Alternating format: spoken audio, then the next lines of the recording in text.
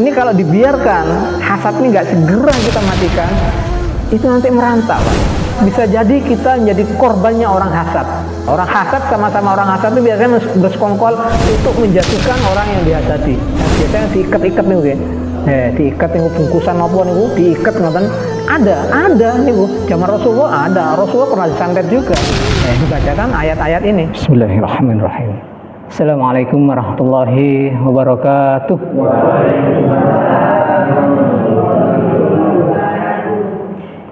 Innal hamdalillah nahmaduhu wa nasta'inuhu wa nastaghfiruh wa na'udzu billahi min syururi anfusina wa min sayyiati a'malina may yahdihillahu fala mudilla lahu wa may yudlilhu fala hadiya lahu. Asyhadu an la ilaha illallah wahdahu la syarika lahu wa asyhadu anna Muhammadan 'abduhu wa rasuluhu la nabiyya wa la rasula ba'dahu. Allahumma salli wa sallim wa barik ala nabiyyina wa habibina Muhammadin wa ala alihi wa ashabihi ajma'in, amma ba'du. Subhanaka la ilma lana illa ma 'allamtana innaka antal alimul hakim. Rabbi shrah li sadri wa yassir li amri wahlul 'uqdatam min lisani yafqahu qawli. Allahumma inna na'udzubika min 'ilmin la yanfa' wa min qalbin la yakhsha' wa min nafsin la tasba' wa min da'watin la yustajabu laha. Allahumma faqihna fid din wa 'allimna ta'wil. Alhamdulillah, hari ini, sore ini, petang ini Allah takdirkan kita untuk duduk di majelis yang sangat mulia, ya. Jenengan ini terpilih di antara sekian banyak umat Islam yang berada di sekitar sini. Jenengan yang terpilih. Ini dipilih jenengan sama Allah nih, ya. Untuk duduk di sini, bertahan duduk di sini istiqomah di majelis ilmu ini. Sekarang tuh zaman akhir di mana tontonan itu lebih dipilih dan seolah-olah itu lebih mulia seolah-olah, ya, daripada tuntunan. Kalau zaman dulu pada masa keemasan ilmu, ya, zamannya Bani Abbasiyah, niku ulamanya Imam Malik, ya. Niku ilmu itu betul-betul mulia, betul-betul berwibawa majelis ilmu itu. Jadi hampir semua orang itu ingin duduk di majelisnya Imam Malik. Bahkan selevel rajanya, ya. Khalifahnya saat itu Harun ar-Rasyid. Harun ar-Rasyid niku jenengan kalau sering baca dulu Abu Nawas, ya, cerita Abu Nawas itu kan. Nah, niku raja saat itu, ya, khalifah saat itu. Beliau itu sampai-sampai ingin duduk di majelisnya Imam Malik, majelis ilmunya, di kajian ngoten niki, ya. Tapi posisi beliau kan pusat kerajaannya waktu itu di Baghdad, ya. Waktu Khalifah Abbasiyah pusat kerajaannya di Baghdad, sedangkan Imam Malik di Masjid Nabawi di Madinah.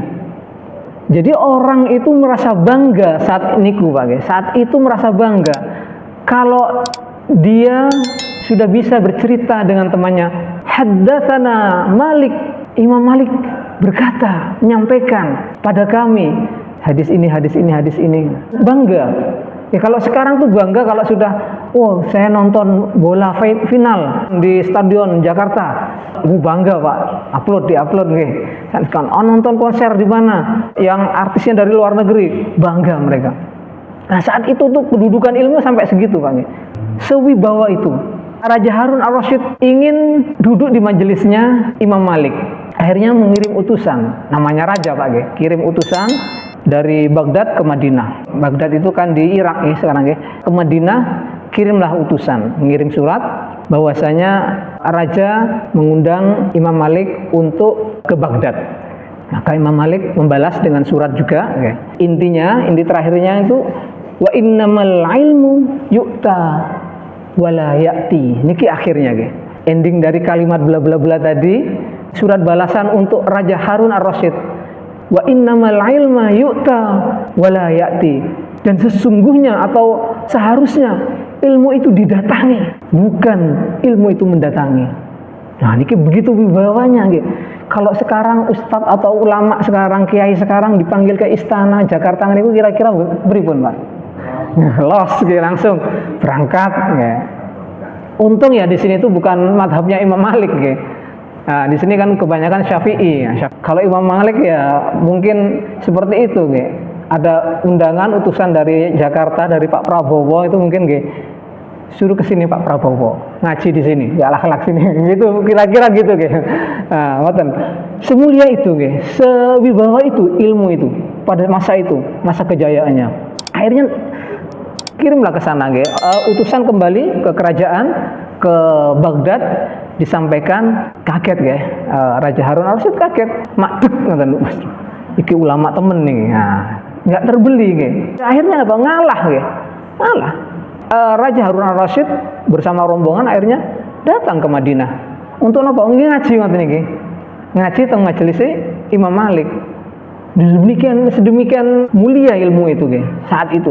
Nah, datang ketemu dengan Imam Malik, Raja Harun al-Rasyid menyampaikan, "Ya Imam, tolong sampaikan kepada saya beberapa hadis dari kitab beliau ya yang sangat fenomenal sampai sekarang." Napa Pak kitabnya? Al-Muwatta. Nggih. Masih sekarang kitabnya Imam Malik, Al-Muwatta, tebel Pak. Nggih. Jadi dengan browsing di Google niku, kitab Al-Muwatta karya Imam Malik. Setebel ini yang saat itu juga sempat saya ceritakan pernah di sini nggih, bahwasanya Imam Asy-Syafi'i waktu mau berguru pada Imam Malik disuruh ngantri toh, disuruh nunggu semalam. Hafalkan dulu kitab Al-Muwatta, tapi luar biasanya Imam Asy-Syafi'i hafal satu malam. Nah, ini luar biasanya nggih. Ulama-ulama zaman dulu. Nah, niku Raja Harun al-Rasyid, saya lanjut sebelum kita masuk ke tema kita nggih, supaya kita bersemangat dalam menuntut ilmu niki, supaya kita nggak bosan nggih. Kok ngaji nang ngono-ngono tok, jangan pernah bosan nggih. Saya ingat dulu kiai saya, guru saya dulu waktu di pesantren dulu mengingatkan nggih, khutbatul ikhtitam, khutbah perpisahan ketika kita sudah mau lulus itu, jadilah kalian itu orang besar. Orang besar itu bukan hanya seorang menteri, bukan hanya seorang ulama kiai besar yang punya pesantren besar, bukan hanya seorang pejabat, bukan. Tapi orang besar itu adalah orang atau seorang guru yang mengajar di musola kecil, tetap istiqomah mengajar di musola kecil itu meskipun santrinya cuma 2 orang. Itu orang besar. Ini pesannya kiai saya dulu. Nah, maka jenengan supaya tetap istiqomah di sini nggih. Nah, saya lanjut nggih. Niku akhirnya Raja Harun al-Rasyid menyampaikan, tolong bacakan saya 1-2 hadis ya wahai Imam, ya Imam. Apa jawaban Imam Malik? Mohon maaf Khalifah, saya tidak terbiasa untuk menyampaikan ilmu private. Ilmu tidak saya peruntukkan untuk 1 orang. Jika jenengan mau, maka datang nanti. Ya, datanglah nanti di majelis saya, mungkin pada jam sekian, mungkin waktunya ya, kita nggak tahu ya waktu itu ya, pada majelis saya. Gedek-gedek nih gue raja nih. Wih, atuh-atuh saking Baghdad, ya datang ke Madinah, ya ingin berbangga-bangga sebenarnya, ingin cerita, supaya Raja Harun al-Rasyid itu punya cerita. Haddatsani, nah bukan haddatsana lagi. Kalau haddatsana itu di majelis kayak gini. Majelis ini haddatsana, bahwasanya Imam Malik menyampaikan kepada kami. Dia tuh pengen private, pengen spesial. Namanya raja nggih. Pengen kalimatnya tuh haddatsani. Imam Malik menyampaikan pada saya sendirian. Nah, gitu pengen. Tapi Imam Malik begitu wibawanya. Seorang raja dibegitukan sama Imam Malik. Akhirnya terpaksa nggih. Ya nunggu waktunya, akhirnya datang. Nggih. Kados ngaten nggih, datang ke kajiannya. Nah, pun nek sakniki mungkin selfie nggih, nek zaman sakniki nggih, foto-foto atau apalah nggih dengan berbangga-bangga. Nah, kalau zaman sekarang itu. Nah, Imam Malik itu tidak kehabisan mungkin beliau itu tahu nggih, beliau itu nggih namanya orang yang berilmu nggih. Tahu maksudnya raja ini gak spiro bener nggih, gak spiro lurus niate raja niki. Mungkin beliau tahu ya. Maka saat itu waktu yang ditunggu-tunggu itu Imam Malik tidak membacakan kitabnya. Dia manggil santrinya, salah satu muridnya untuk menyuruh membacakan. Memang ini salah satu metode, ada metode itu ada dibacakan oleh gurunya, ada juga yang muridnya atau jamaahnya yang disuruh baca ya. Kadang-kadang kita pakai itu, nah itu metode, Dari guru-guru kita juga seperti itu, dari ulama-ulama kita itu metode itu. Nah, jadi ada mungkin yang membacakan Al-Quran atau terjemahnya itu. Saat itu Imam Malik pakai metode itu. Jadi santrinya atau salah satu muridnya itu yang suruh baca. Walhasil akhirnya raja tidak berhasil. Jauh-jauh sampai udah ke Madinah, tidak berhasil untuk bercerita haddatsana Malik, itu nggak berhasil menceritakan itu sama teman-temannya. Nah, ini saya yang ceritakan semacam ini begitu mulianya kedudukan ilmu ini, sampai raja pun datang dan tidak sembarangan. Baik, ini sekedar muqaddimah agar kita tetap bersemangat. Akhirnya ilmu itu kalau dimuliakan dia akan mulia, tapi kalau direndahkan dia akan rendah. Seperti ini seperti raja tadi ya. Kalau direndahkan, kalau dipanggil ulamanya dipanggil ke sana, itu berarti merendahkan ilmu itu, maka dia akan rendah ilmu itu. Sekarang kata saat niki berapa banyak kita itu ingin masuk ke perguruan tinggi, direwangi bayar padahal kita kapasitasnya nggak mampu bayar. Ingin lulus bayar, pakai uang, itu kan merendahkan ilmu sebenarnya. Atau bahkan kita merendahkan guru-guru kita, ada beberapa guru SD apa yang dilaporkan ke polisi, gara-gara apa? Gara-gara anaknya dimarahin atau dijewer atau apa. Sekarang kan seperti itu kedudukan ilmu itu, direndahkan. Maka apa? Maka ilmu itu akan jadi rendah. Coba kalau dimuliakan seperti dulu, maka dia akan wibawanya keluar ilmu itu, haibahnya keluar, izahnya keluar. Jamaah sekalian, kita akan masuk kepada materi kita, yaitu penyakit hati. Kita review sedikit. Sombong niku adalah sifat dari setan, iblis. Peristiwa pembangkangan pertama, karena gara-gara sombong merasa lebih baik, itu akhirnya dilaknat oleh Allah. Dan dari sombong itu melahirkan hasad. Karena merasa lebih baik, merasa lebih pantas, itu akhirnya hasad. Nah, kalau sombong itu kaitannya dengan kesuksesan sendiri, pencapaian sendiri pribadi. Misalkan kita setiap mengajukan pengajuan proyek ini langsung goal terus, proyek ini sukses, proyek ini sukses, proyek ini sukses. Itu muncul sombong karena kesuksesan kita. Anak-anak sukses semua. Satu, anak pertama jadi dokter, anak kedua jadi pejabat, anak ketiga ini nanti sombong karena pencapaian sendiri.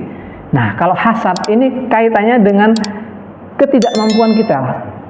Hasad nih sama-sama penyakit hati, sama-sama penyakit hati. Tapi hasad itu melihat pencapaian orang lain. Iku kok luwih ayu toko aku. Nggih Bu nggih. Iku kok luwih pinter saka aku. Iku kok luwih sukses saka aku. Iku kok luwih gagah saka aku. Iku kok luwih sugih saka aku. Nah, ini muncul hasad itu dari sini.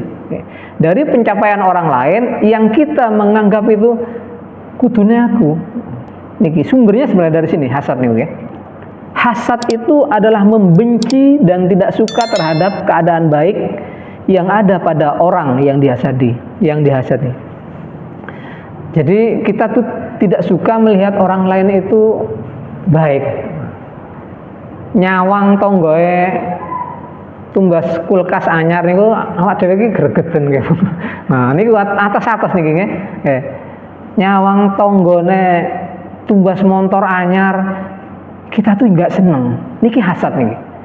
Dan ini ada memang, ada. Ini bawaan manusia niki. Itu pasti ada. Cuman orang beriman itu bisa mengendalikan niki, Seperti yang kisahnya Habil dan Qabil, itu kan hasad itu, Nanti saya ceritakan, Juga kisahnya Nabiullah Yusuf itu kan karena hasad saudara-saudaranya.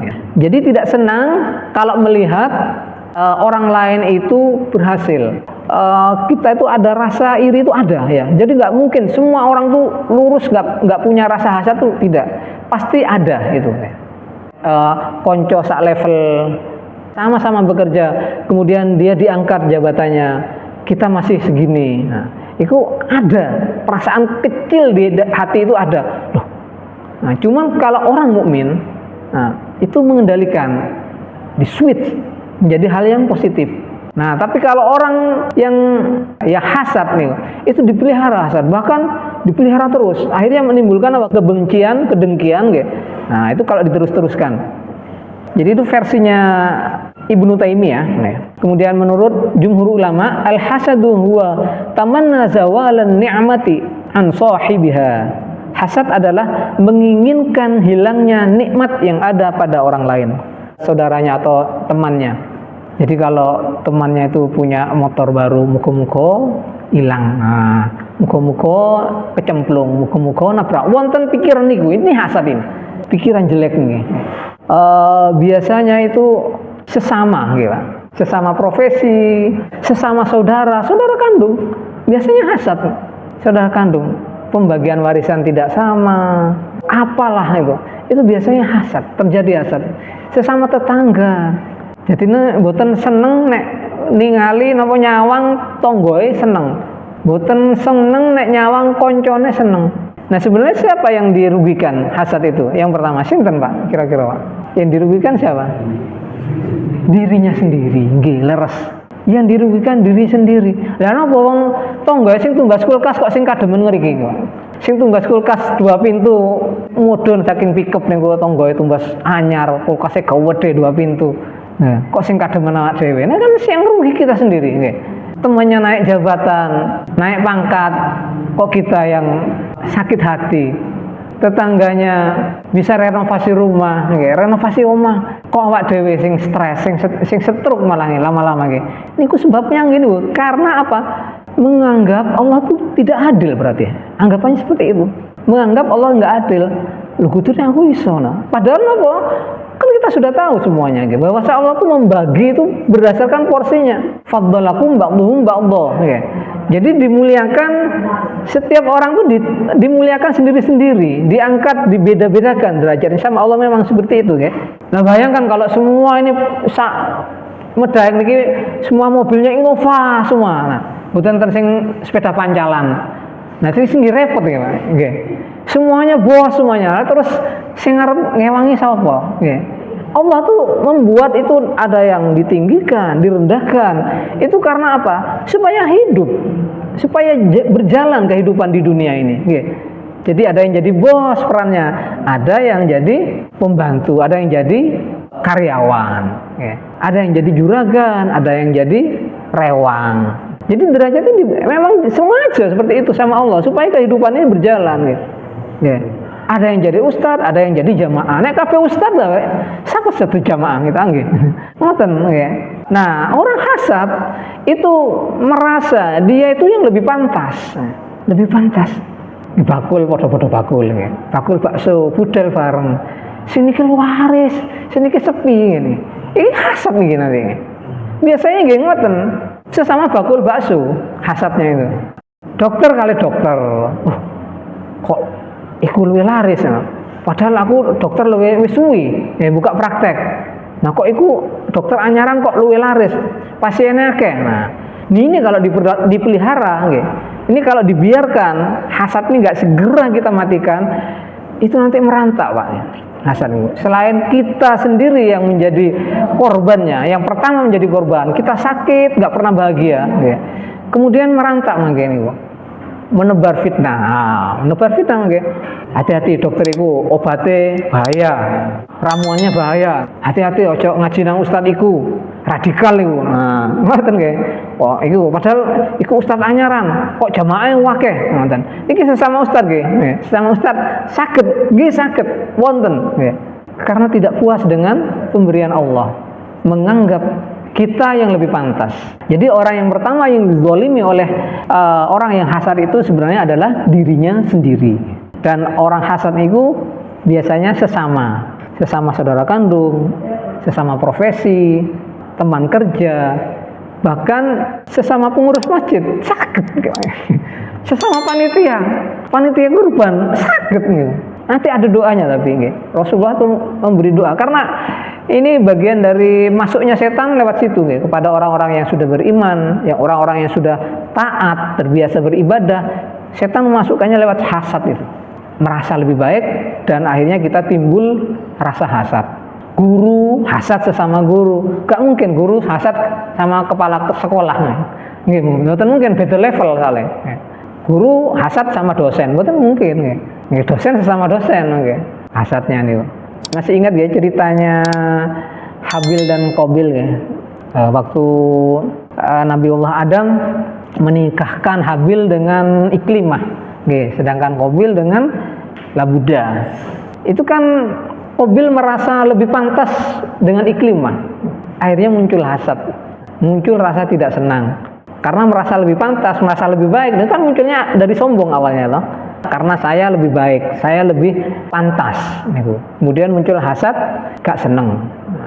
Kemudian kasus kedua lagi, ya ini yang diabadikan gitu. Ini sejak penciptaan manusia pertama sudah ada nih rasa hasad itu. Niki yang kedua ketika diperintahkan untuk berkurban, Habil sama Qabil. Nah, Habil tuh memang memberikan sesuatu yang terbaik, punya sesuatu barang yang terbaik dipersembahkan untuk kurban, sedangkan Qabil asal-asalan, sing ono sing dipilih sing paling elek. Nah niki akhirnya diterima, yang diterima punyanya Habil. Hasad lagi, muncul hasad lagi, dan endingnya nopo? Akhirnya terbunuh, dibunuh. Pembunuhan pertama nih, catatan kriminal pertama ya di muka bumi ini yang diabadikan dalam Al-Quran, pembunuhan Habil oleh Qabil.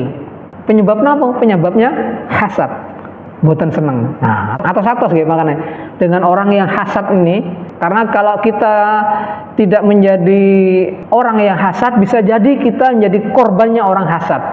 Misalkan kita yang sukses sih, misalkan ya.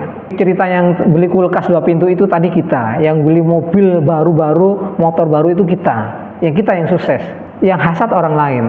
Nah, ini kalau hasadnya orang ini menjadi jahat kan akhirnya kan gitu dukun, disantet, dan ya itu yang dicari ya. Jadi bisa berakhir dengan pembunuhan, bisa. Buktinya nggih Habil dan Qabil nih. Cerita lainnya Nabiullah Yusuf. Nah, ini kan sederek pinten 12 bersaudara niku. Nggih Nabi Yusuf itu yang dihasadi oleh kakak-kakaknya. Kakak-kakaknya merasa iri. Akhirnya apa? Akhirnya dicemplungkan teng sumur. Kemudian wajah abidamin kadzib, dan mereka datang ke ayahnya dengan darah bohong-bohongan. Pakaiannya nggih diparingi darah bohong-bohongan. Yusuf sudah dimakan serigala. Akala hudzibba. Ya, orang hasad sama-sama orang hasad itu biasanya bersekongkol untuk menjatuhkan orang yang dihasadi. Jadi kepentingannya sama, padha gak senenge. Tujuannya yaitu menjatuhkan. Tapi yang namanya skenario Allah kan luar biasa nggih.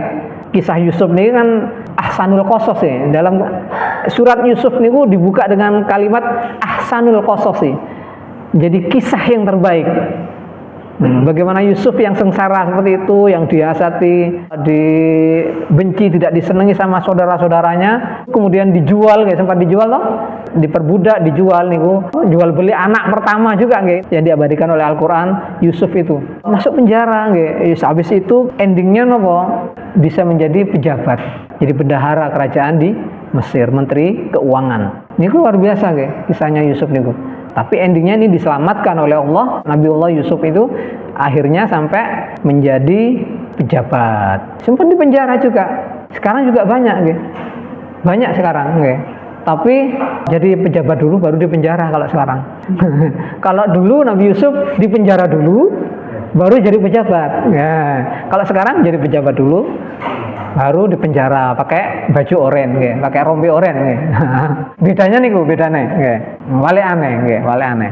Kita harus berhati-hati, dan kita semua punya bibit. Semua punya bibit. Tidak terkecuali sing niki, sing teng ngajeng niki sami. Semuanya punya bibit hasad itu. Karena itu manusia. Tinggal kita mau ngerem ya dengan keimanan kita, mengembalikan rezeki sudah rezekinya. Kulkas 2 pintu rezeki memang nggak perlu iri, sudah jatahnya dan nanti yang mempertanggungjawabkan itu kan dia sendiri. Apa yang kita punya yang kita pertanggungjawabkan sama Allah. Hadis yang diriwayatkan oleh Abu Dawud, iyyakum wal hasada fa innal hasada ya'kulul hasana kama ya'kulun narul hatab. Iyyakum wal hasada, jauhilah hasad atau iri dengki. Niki sabdanipun Rasulullah Fa'inal hasada ya'kulul hasanat, karena sesungguhnya hasad itu memakan kebaikan kita. kama ya'kulun nar al-hatab, seperti api yang memakan kayu bakar. Oh, ngeri Pak nggih. Kita sudah berbuat baik, berusaha beribadah, mengumpulkan pahala kebaikan, kemudian kita punya hasad pada seseorang dan tidak segera kita matikan, itu akan memakan kebaikan kita. Ya'kulul hasanat kama ya'kulun narul hataba, seperti api yang memakan kayu bakar. Ya nopo, kalau kayu bakar niku dimakan oleh api, telas nggih. Angus, tinggal nopo? Arang, awu nggih. Tinggal awu atau arang, habis. Naudzubillah nggih. Semoga kita dihindarkan nggih dari niki dan kita mampu mengendalikan. Hasad niku ada dibolehkan nggih. Hanya ada 2 hasad yang diperbolehkan nggih. Niki ada hadis nggih. Hadisnya dari Ibnu Umar radhiyallahu anhuma ya. Radhiyallahu anhuma, karena kenapa anhuma niki, karena Ibnu Umar niki, Abdullah bin Umar niki putranipun Umar bin Khattab, masih kecil saat itu nggih. Abdullah bin Umar, putranipun Umar niku saat itu masih kecil, dan beliau itu salah seorang sahabat yang sukanya itu niru plek Rasulullah. Niru plek Rasulullah. Kalau Rasulullah pernah naik onta kemudian muter sampai berapa kali, kemudian di satu titik dia berhenti, maka Abdullah bin Umar atau Ibnu Umar ini melok-melok ngeten. Pengen seperti Rasulullah, pengen ngeplek Rasulullah. Maka suatu saat ini pernah ya, niki cerita lain ya, cerita lain. Umar bin Khattab diberi sesuatu, ya, diberi sesuatu oleh Rasulullah. Umar bin Khattab menolak karena merasa tidak butuh, dia sudah punya. Ya Rasulullah, bisa dikasihkan kepada orang lain aja yang lebih membutuhkan. Maka Rasulullah muncul hadis ya, keluar hadis bahwasanya jika kita dikasih seseorang, jangan menolak, jangan ditolak. Tapi kita tidak boleh meminta. Jatuhnya nek jenengan diparingi, sudah punya nggih, misalnya sarung, wis akeh sarung yang omah nggih. Terima saja. Terima, nanti ceritanya nanti kalau mau disedekahkan ke orang lain lagi monggo nggih. Tapi waktu dikasih itu terima, niki ajaran Rasulullah nggih. Nah, Ibnu Umar, Abdullah bin Umar begitu dengar hadis niku, sejak saat itu dia tidak pernah menolak. Kalau ada orang yang ngasih, nggak pernah menolak. Diterima mawon, diparingin apa diterima. Dan tidak pernah meminta-minta sejak dengar hadis niku. Nah, niki Abdullah bin Umar niki menyampaikan tidak boleh hasad kecuali pada 2 perkara. Seseorang yang diberikan kepandaian Al-Quran oleh Allah, lalu ia membaca dan mengamalkannya pada malam dan siang harinya. Dan yang kedua, dan seseorang yang diberi harta oleh Allah, lalu ia menginfakkannya pada malam dan siang harinya. Tentunya kita itu boleh hasad pada orang yang berilmu tentang ilmu Al-Quran. Oh, itu kok hafalannya akeh yo. Boleh kita hasad nih. Aku kudu nyalip. Dia kok mempeng, ngajine mempeng. Hasad yang positif itu. 1. Yang kedua, pada orang kaya boleh hasad. Tapi orang kaya yang bersedekahnya banyak. Orang sugih kok ben Jumat iku bagi-bagi untuk fakir miskin. Untuk anak-anak yatim ben Jumat ngasih. Kita boleh itu hasad sama beliau itu ya. Aku butuh sugih, aku butuh lebih toko dhek. Itu untuk memotivasi kita ya. Ini hadis sahih Bukhari Muslim. Untuk yang lain no way, ya. Tidak ada hasad untuk yang lain. Hanya boleh 2 ini. Kalau kita mau berlindung dari orang-orang yang hasad kepada kita. Sebenarnya ini doa ini setiap hari mungkin sudah kita baca ya. Kalau jenengan ngamalkan zikir pagi, zikir petang, zikir pagi sore niku pasti ada surat Al-Falaq lah ya. Qul a'udzu birabbil falaq min syarri ma khalaq. Wa min syarri ghasiqin idza waqab, wa min syarri naffatsati fil 'uqad. Ayat terakhirnya wa min syarri hasidin idza hasad. Berlindung sama Allah ya.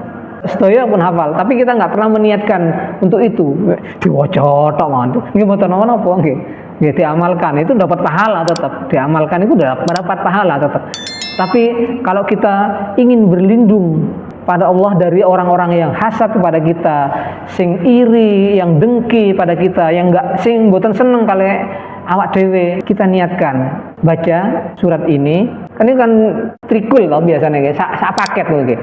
Qul huwallahu ahad, Al-Falaq, Yang terakhir An-Nas. Niki rangkaiannya luar biasa Pak niki Pak nggih. Nah, rangkaian luar biasa niki surat favorit nggih. Biasanya nek salat ijen niki sing diwaca. Nggih, sing diwaca iki favorit wonten. Pasti hafal niku nggih. Iki rangkaian ini luar biasa Pak, bukan sembarangan niki Allah ya. Jadi al-ikhlas itu kita pengakuan kita nggih, ikut kita ikhlas kita kepada Allah. Ya, tentang mengesahkan Allah, mentauhidkan Allah niki al-ikhlas niki. Pertama niku. Kemudian rangkaiannya ini dengan al-falak ini. Jadi mohon perlindungan dari luar, dari gangguan luar. Ini kan dari kegelapan malam, gitu, dari makhluk-makhluk yang diciptakan Allah, min syarri ma khalaq. Dari kejahatan makhluk-makhluk. Jadi dari faktor eksternal nih, tukang sihir, nih, ayat keempatnya, dan dari kejahatan perempuan penyihir, tukang-tukang sihir yang meniup pada buhul-buhul talinya, yang biasanya diikat-ikat nih, diikat nih bungkusan apa nih, diikat ngoten. Nah nih ada nih, zaman Rasulullah ada, Rasulullah pernah disantet juga, dibacakan ayat-ayat ini. Pernah ada yang orang Yahudi yang tidak suka. Dari kejahatan orang-orang yang dengki, nih ayat akhirnya. Min syarri hasidin idza hasad. Orang-orang yang dengki dan mendengki gitu. Ada orang yang dengki tapi kan ditahan, dikendalikan, nggih. Gak seneng saja nih, tapi wis iku rezekine dheke. Seperti itu menahannya, nggih. Kita belajarnya berusahanya seperti itu. Kemudian bagaimana Ustaz kalau kita sendiri yang ingin terhindar dari rasa hasad? Kitanya yang ingin menghindar dari rasa hasad nih. Kadang-kadang kita yang hasad nih ya. Barangkali kita sudah hafal juga sebagian dari kita. Rabbana ighfir lana wa li ikhwanina alladzina sabaquna bil iman wa la taj'al fi qulubina ghillan lil ladzina amanu Rabbana innaka ra'ufur rahim. Rabbana ighfir lana, ya Allah ampuni kami dan untuk saudara-saudara kami sabaquna bil iman yang berlomba-lomba, yang lebih dahulu dalam keimanan. Ini asbabun nuzulnya kaum muhajirin dan kaum ansor nih. Sak derek ngeten nggih, sesama saudara muslim ini kan itu kan kadang-kadang muncul hasad nih. Nah, doanya ini nggih. Wala taj'al fi qulubina ghillal lil ladzina amanu. Ghil niki penyakit ghil niki hasad niki. Penyakit ghil namanya. Mboten seneng nek ngelihat orang lain senang. Nah, ini kita mohonnya dilindungi dari penyakit ghil.